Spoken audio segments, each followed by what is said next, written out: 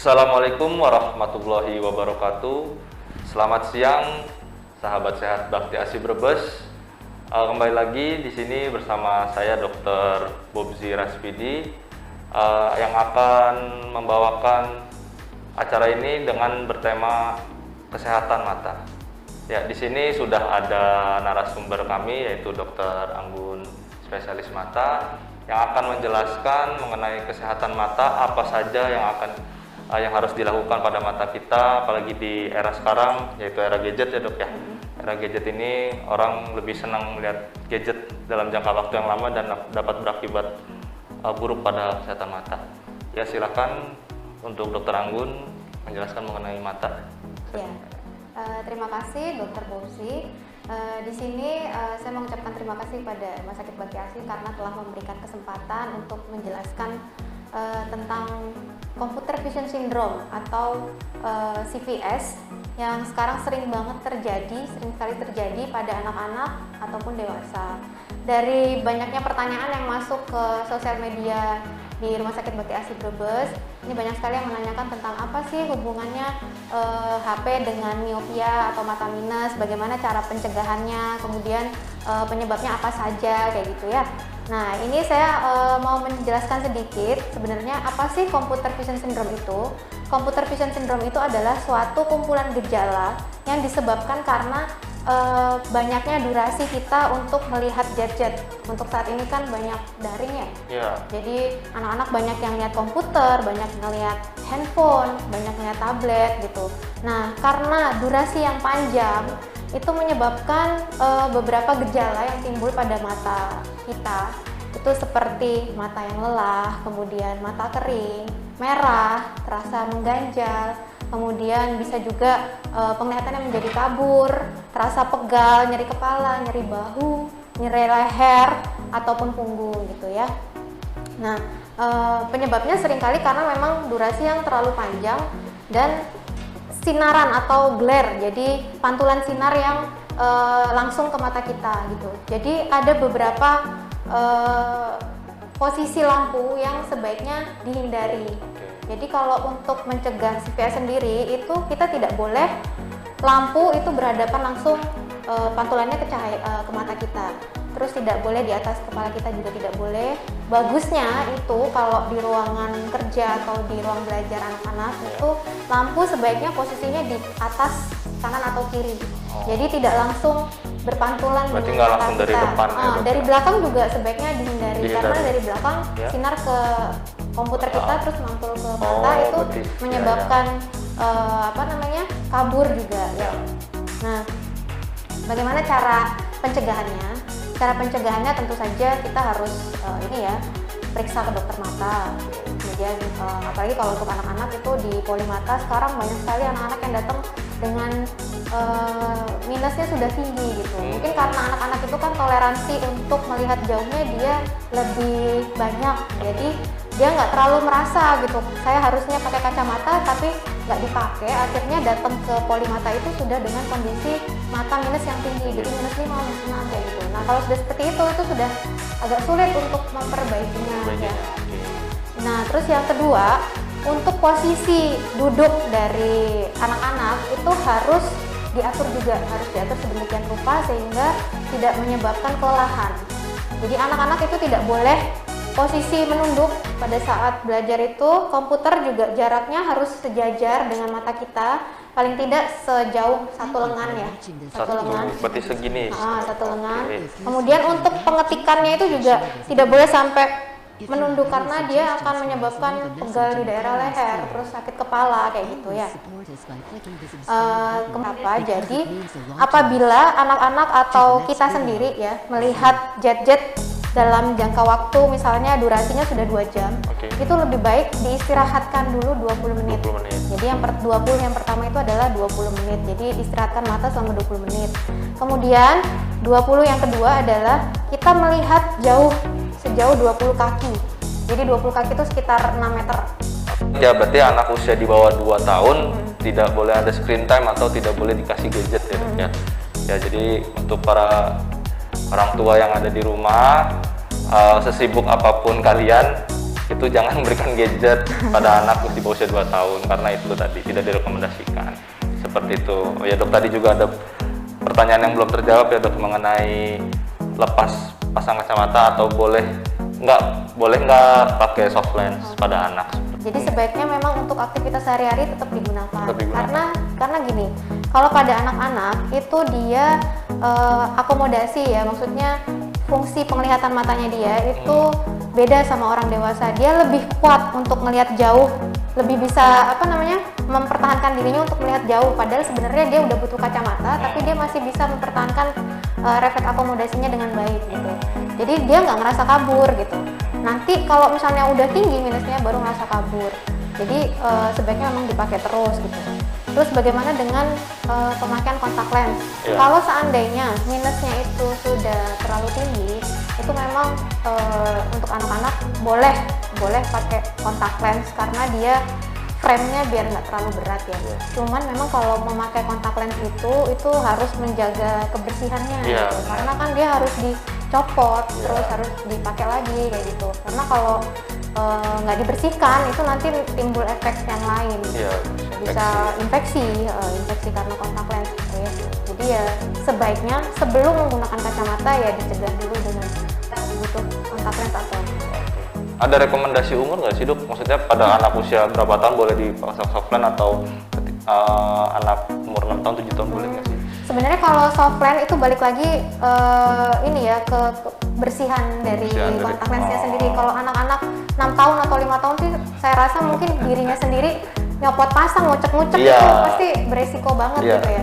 Jadi sebaiknya kembali lagi ke ke ibunya, dia bersedia nggak kalau misalnya harus mencopot terus membersihkan kontak lensnya terus dipakai lagi gitu, kembali ke anaknya lagi. Karena kan takutnya nanti jadi miskomunikasi atau salah persepsi. Oh boleh pasang soft lens ya udah, nanti yang anak-anak masih umur 7 tahun atau 8 tahun kan itu kan ibaratnya masih sering main atau apa kan. Takutnya nanti dia kucek-kucek. Nah itu persepsi kan. Oke. Kita lanjut ke pertanyaan yang ketiga ya dok. Dari Novidia dari Instagram, itu bedanya glaukoma, minus dan silinder itu apa? Bagaimana?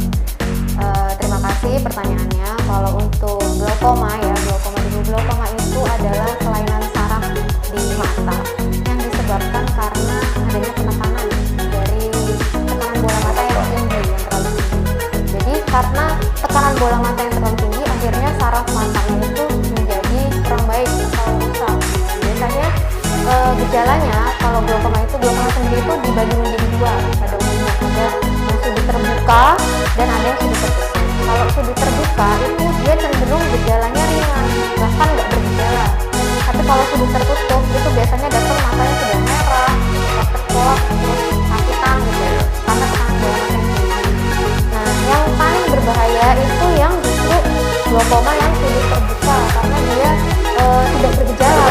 Jadi datang-datang itu biasanya penglihatannya sudah hilang atau dia kita sebut tunnel vision. Jadi penglihatannya itu jelas, cuma hanya sebesar sedotan gitu. Thank you for watching this video kalau until it is glaukoma finished. ini itu If memang useful to you guys, please belum ada like ya and share this penelitian video. yang bisa If you have any menyembuhkan, suggestions maksudnya belum for ada us, leave a penelitian message in the yang bisa comments menyembuhkan field. kelainan dari glaukoma. Kita Always hanya support bisa us by clicking the mencegah subscribe button prognosanya. because it means a Jadi, lot to us. supaya the tidak next lebih video. Tidak menjadi memburuk. buruk. Jadi pengobatan pada glaukoma itu memang harus rutin dan bukan untuk menyembuhkan atau mengembalikan kondisi mata ke keadaan semula. Kita memberikan terapi untuk pasien-pasien glaukoma itu hanya untuk mencegah supaya matanya tidak menjadi lebih buruk dari yang saat diperiksa awal gitu. Jangan sampai dia pek gitu. Tanda-tanda dari glaukoma sendiri itu biasanya kalau melihat lampu dia ada pendarahan sinar. Terus kadang kalau jalan itu dia nggak sadar nabrak gitu.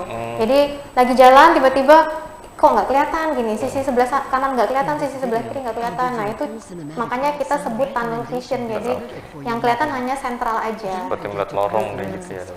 Itu ya kalau glaukoma itu. Oh ya satu lagi, kalau glaukoma itu penyebabnya itu juga bisa dari obat tetes mata steroid yang terlalu sering diberikan. Jadi kadang itu pasien-pasien suka matanya merah, kemudian dia nggak diperiksa tapi dia datang Main ke beli sendiri. apotek, terus dia beli obat sendiri, padahal kandungan obatnya itu ada kandungan Steroidnya. steroidnya. Nah itu tidak boleh dipergunakan dalam jangka waktu yang lama, karena kalau dipergunakan dalam jangka waktu yang lama itu bisa menyebabkan glaukoma yang sudut terbuka. Jadi dia datang nggak ada gejala apa-apa, tiba-tiba kok mata saya kabur ya dok ya, yang sebelah kiri misalnya. Oh dulu kenapa gitu, mata saya dulu sering merah, terus saya sering tetesin obat tetes gitu. Nah jadi penyebabnya bisa karena itu gitu. Jadi harus hati-hati. Kemudian yang kedua minus ya, kalau mata minus itu atau kita sebut miopia itu kondisi di mana bola mata, aksis bola mata kita itu panjang. Jadi panjang melebihi dari orang yang normal, sehingga jatuhnya sinar itu tuh tidak tepat di retina, sehingga keluhannya pasti kabur pada saat melihat jauh. Makanya sering disebutnya rabun jauh. Gejalanya ya pada saat melihat jauh dia kabur. Buram ya dok ya. Terus silinder ya. Silinder, Kalau silinder itu akibat dari bentuk permukaan kornea. Jadi yang hitam-hitam mata kita ini kan ada hitam-hitamnya. Itu permukaannya yang nggak rata. Penyebabnya bisa dari keturunan bisa, atau bisa juga kalau anak-anak zaman sekarang gatal sedikit dikucek, terus kelilipan dikucek. Nah itu nanti korneanya tergores. Kalau udah tergores dia bisa menyebabkan astigmat. Bisa juga karena pterygium ya, adanya selaput di mata, selaput putih mata yang nempel ke hitam-hitamnya itu juga bisa nyebabin astigmatisme. Oke ya. Selanjutnya nih pertanyaannya nyambung sebenarnya dengan pertanyaan nomor 3 tadi dari Nanine di Instagram. Bertanya apakah minus dan silinder karena genetik? Oh ya, minus dan silinder karena genetik bisa. Bisa ya. Penyebab utamanya malah lebih seringnya memang faktor penyebab tersering itu kalau miopia sama silinder itu memang genetik. Karena genetik. Walaupun memang ada penyebab faktor lingkungan yang lain ya. Kalau miopia genetik itu benar, silinder juga benar. Sama mungkin miopia penyebabnya itu bisa karena kita terlalu sering melihat objek yang dekat, terlalu fokus, near textingnya itu terlalu sering, jadi aktivitas melihat dekatnya terlalu sering sehingga mencetuskan mata minus gitu. Jadi makanya banyak yang merekomendasikan kalau untuk anak-anak terutama banyakinlah sekarang sering-sering main di luar, main bola biar dia nggak terlalu sering ngelihat dekat gitu. Berarti bisa ya dok ya, minus silinder itu karena genetik ya. Oke ya. Oke lanjut ke pertanyaan selanjutnya, ini dari Vanir SFTRE. Susah juga pertanyaannya. Ya, apakah mata minus bisa berkurang di usia 26 tahun? Adakah terapi untuk memperlambat mata minus tersebut? Gitu dok. Apa mata minus bisa berkurang 26 tahun? Di usia 26. Jadi gini, kalau menurut penelitian yang pernah saya baca, untuk mata minus itu biasanya dia masih mungkin membaik itu bila usianya di bawah 18 tahun. Jadi di atas 18 tahun itu udah sulit ya. Kenapa di bawah 18 tahun itu masih mungkin bisa berubah? Karena bentuk dari bola mata itu masih tumbuh. Jadi kalau anak-anak itu misalnya sudah pakai kacamata, tetap dirangsang matanya gitu ya, biar nggak tambah minusnya. Itu masih bisa sampai usia anak-anak 18 tahun. Tapi di atas itu sudah sulit biasanya gitu. Bagaimana cara mencegahnya supaya minusnya nggak nambah? Yaitu tadi, jadi kalau misalnya bisa aktivitas untuk nirtasinya dikurangi, dibatasi tiap harinya, jadi nggak tambah parah minusnya gitu. Jangan lepas pasang kacamata, seperti itu sih. Ada rekomendasi waktu nggak dok untuk near textingnya itu maksimal berapa menit atau berapa jam gitu? Sebenarnya sih kalau tergantung ya nirtasinya itu apa. Kalau misalnya kayak tadi misalnya membaca buku, melihat handphone, atau menjahit, sekarang itu juga ya kembali lagi ke rule yang tadi itu, intinya rule 20-20 tadi. Jadi kalau misalnya kita rasa kadang kan kalau melihat fokus terlalu sering gitu matanya jadi capek. Nah itu istirahat dulu sebaiknya. Istirahat dulu. Oke baik. Kita lanjut lagi ke pertanyaan selanjutnya, yaitu dari Zindana 900 dari Instagram. Apakah selain lasik mata minus itu bisa disembuhkan? Tanda awal silinder bagaimana terapinya? mata minus dan lasik ya. Sekarang lasik itu lagi in Ya, lagi in banget dok, ya, betul. sebenarnya lasik itu juga salah satu terapi untuk mengobati mata minus. Apalagi yang mata minusnya tinggi di atas 5, di atas 6 itu memang efektif ya lasik itu. Tapi lasik itu ada beberapa syarat sih, dia dihitung ketebalan korneanya kayak gitu. Tapi memang untuk saat ini lasik itu merupakan salah satu terapi pengobatan miopia yang efektif. Ya dia operasi gitu ya. Boleh lasik boleh. Terus pertanyaan selanjutnya tadi Tadi gue pertanyaan selain lasik itu bisa disembuhkan tidak dok? Mata minusnya gitu. Oke, kembali lagi ke umur tadi ya. Umur Kalau tadi ya. misalnya di bawah 18 tahun itu masih mungkin untuk berkurang minusnya. Tapi kalau udah di atas 18 tahun sudah sulit biasanya. Ya, misalnya tadi tanda awal silinder. Oke, tanda awal silinder. Silinder itu biasanya kalau baca dia berbayang. Berbayang. Misalnya baca huruf H jadi huruf K. Baca huruf S jadi huruf O. Seperti itu. Jadi hurufnya berbayang. Itu salah satu tanda gejala silinder. Terapi, bagaimana terapinya? Kalau terapi silinder sama kayak mata minus ya. Jadi dia sebaiknya periksakan ke dokter mata terdekat. Itu nanti kita ukur kacamatanya, butuh ukuran silinder berapa gitu. Kalau misalnya parah sekali, ada juga yang sampai tindakan operasi ya. Kalau lasik tadi itu bisa memperbaiki silinder juga otomatis karena dia kan lapisan korneanya diperbaiki. Oke. Berarti intinya terapi silinder ini pakai kacamata ya dok ya? Iya. Oke. Sip, selanjutnya pertanyaan dari AA di Facebook ini. Apakah minus 4 boleh menggunakan lensa fotokromik dok? Oke. Lensa fotokromik ya itu juga lagi in. Iya, betul. Lensa fotokromik itu jadi itu kalau berdasarkan penelitiannya itu memang dia kan ini ya mengurangi glare gitu. Iya, Jadi dia kalau silau dia bisa meredupkan, kalau misalnya redup dia bisa menyesuaikan gitu. Itu boleh kacamata yang ada lensa fotokromik. Apakah boleh lepas pasang kacamata? Tidak Sebaiknya direkomendasikan. jangan ya. Oke. Dari Yonif di Facebook itu mata minus bisa diobati, apakah bisa diobati dengan obat tetes mata rutin? Apakah ada efek sampingnya jika menggunakan obat tetes mata rutin? Ini obat tetes mata rutin sebenarnya kalau miopia itu belum ada ya obat tetes mata rutin yang dianggap bisa menyembuhkan miopia. Cuma ada penelitian satu obat tetes mata itu rutin. Cuma presentasinya di Indonesia ini belum ada. Jadi ada penelitian menunjukkan dengan meneteskan mata rutin dengan persentase 0,01% itu bisa mencegah miopia supaya tidak tambah parah. Jadi memang penelitian. Kita lanjut ke pertanyaan dari N Kalimatus dari Facebook. Wortel apa bisa menyembuhkan mata? Iya, itu tetap fakta. Sebenarnya wortel itu kan memang mengandung beta karoten dan itu bisa memperbaiki fungsi sel-sel di dalam mata, tapi bukan Thank you for watching this memperbaiki video mata until it is minus. finished. Jadi dia memang If useful menyehatkan to you mata, guys, tapi please tidak like and share memperbaiki this mata video. minus, gitu. If you Ya, have beta any karoten suggestions memang for memperbaiki us, beta leave a karoten, message in the tapi comments tidak untuk field. memperbaiki mata minus. Always support us Apalagi by clicking kalau the vitamin subscribe A-nya button dapatnya because hanya it dari means a wortel. lot to Sebenarnya us. kan vitamin A banyak To tuh the dari next susu video. ada, dari telur See you. ada gitu, buah-buahan In yang this hijau-hijau video, juga ada. I'll give you a Kalau cool masuknya cinematic lewat back mulut sound gitu, recommendation that's vitamin A perfect for itu your movie. dia akan Don't forget to terserap press the red bila subscribe button and bareng turn on the sama bell lemak. image. Jadi dia terserap dengan lemak ya. Kalau misalnya cuma masuk lewat mulut aja itu juga nggak terlalu banyak yang terabsorpsi diserap. di badan. Oke. Di badan belum lagi di mata kan. Iya. Jadinya itu sangat sedikit sekali gitu.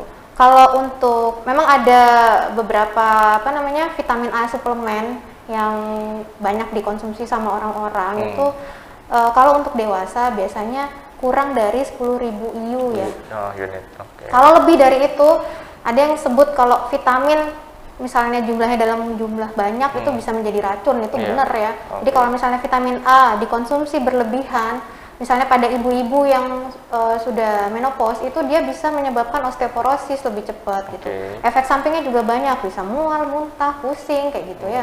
Jadi tetap kembali lagi untuk konsumsi vitamin A yang suplemen loh ya. Yang suplemen itu harus sesuai dengan indikasi dokter. Jadi tidak sembarangan diminum sendiri gitu ya.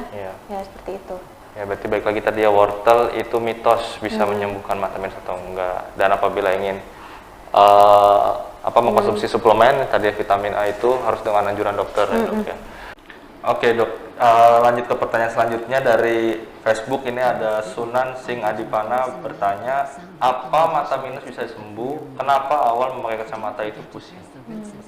Kalau misalnya mata minus bisa sembuh tadi ya, udah jelasin. Saya berulang kali jelaskan. Tapi kalau kenapa pakai kacamata awal itu pusing, kemungkinan itu mata masih adaptasi.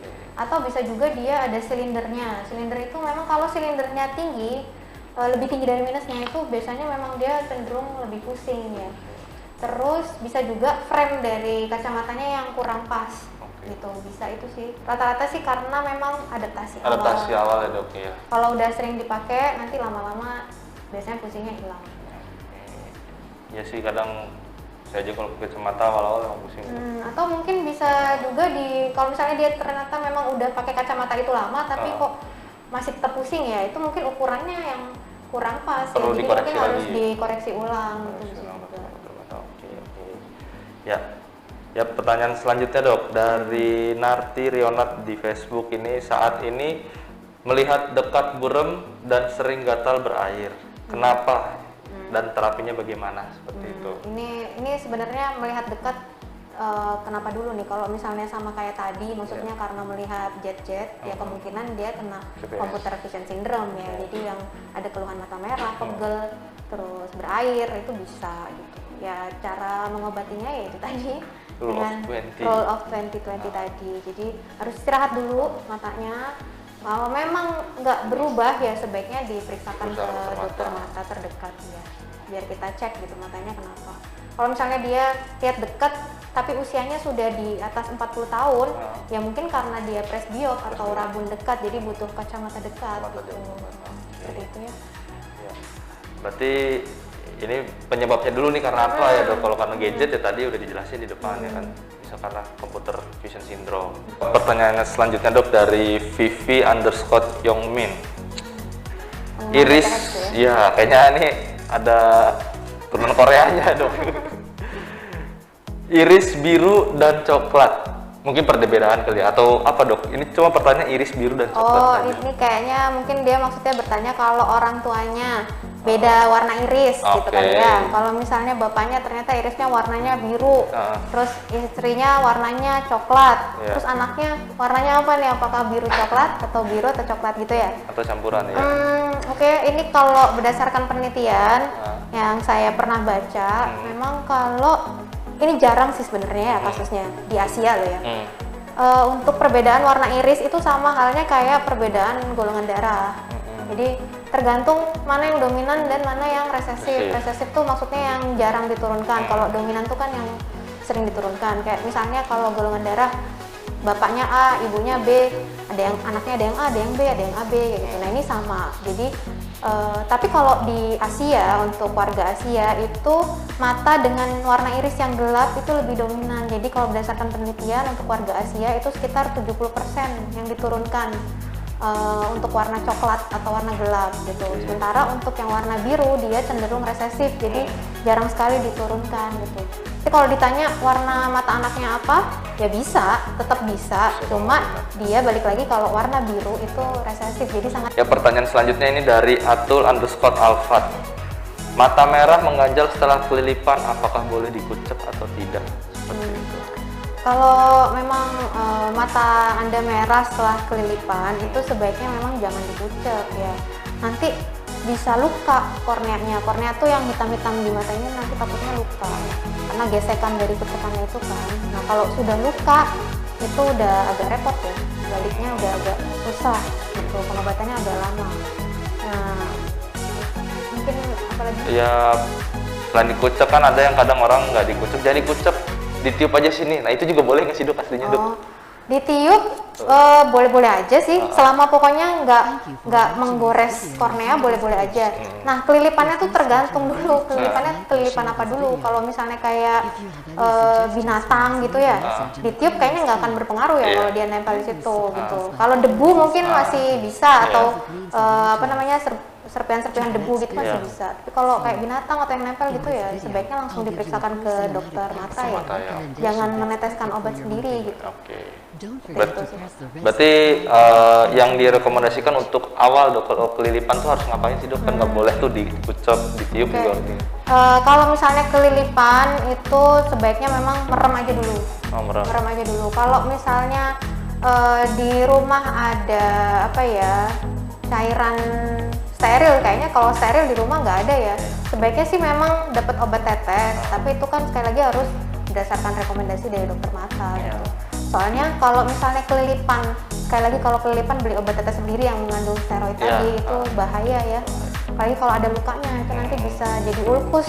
Ulkus tuh jadi matanya jadi busuk, jadi benyek gitu ya. Oke, berarti untuk sementara kalau ada merem aja dulu, kedip-kedip, jangan dikucek. Oke, pertanyaan terakhir dok dari Dwi Hani di Facebook ini, terdapat selaput pada mata, itu disebabkan oleh apa dan bagaimana cara mengatasinya? Bisa nggak dihilangkan dengan tanpa operasi? Seperti itu.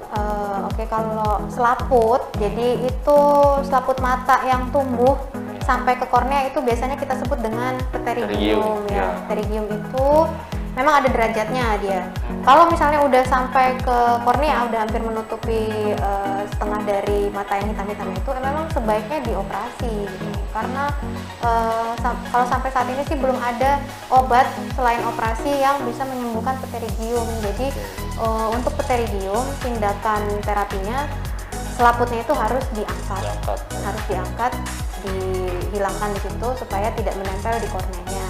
Karena kalau pterygium dibiarkan, itu biasanya timbul gejala-gejala seperti mata merah, sering bolak-balik merah, sering berair, sering gatal, sering mengganjal gitu. Dan kalau terlalu lama, itu kadang dia saking eratnya menempel di kornea, itu bisa menyebabkan astigmat. Jadi korneanya nggak rata, jadi silinder tadi itu. Ya seperti itu ya, berarti masih perlu tindakan operasi ya dok ya, untuk kalau misalnya grade-nya sudah sampai ke 4 itu sebaiknya memang diangkat, dioperasi ya.